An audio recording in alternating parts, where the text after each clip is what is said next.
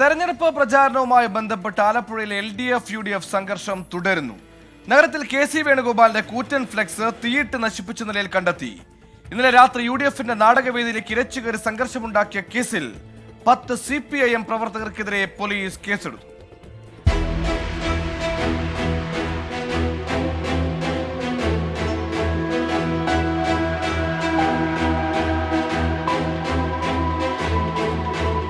തെരഞ്ഞെടുപ്പിന് ദിവസങ്ങൾ മാത്രം അവശേഷിക്കെ ആലപ്പുഴയിലെ LDF UDF പ്രവർത്തകർ തമ്മിലുള്ള പോര് തെരുവ് യുദ്ധത്തിലേക്കെത്തി.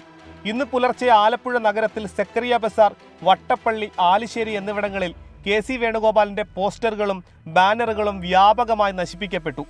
കൂറ്റൻ ഫ്ലക്സ് തീയിട്ട് നശിപ്പിക്കുകയും ചെയ്തു. സ്വകാര്യ വ്യക്തിയുടെ പുരയിടത്തിൽ വീട്ടുകാരുടെ അനുമതിയോടെ സ്ഥാപിച്ച ഫ്ലക്സാണിത്.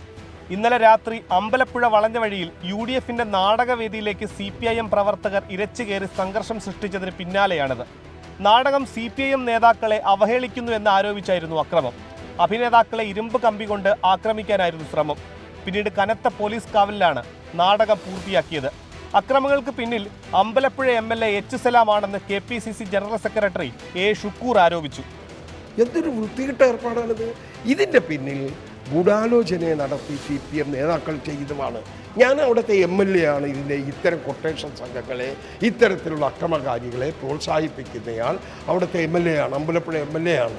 ആ MLA ആണ് ഇതിന് നേതൃത്വം കൊടുക്കുന്നതെന്ന് ഞാൻ ആരോപിക്കുന്നു. സംഘർഷവുമായി ബന്ധപ്പെട്ട് CPIM അമ്പലപ്പുഴ വടക്ക് panchayat president S. Haris, Valanjavazhi local committee secretary Dileesh, CPIM panchayat അംഗം പ്രജിത്ത് എന്നിവരടക്കം 10 പേർക്കെതിരെ അമ്പലപ്പുഴ പോലീസ് കേസെടുത്തു. 24 ആലപ്പുഴ.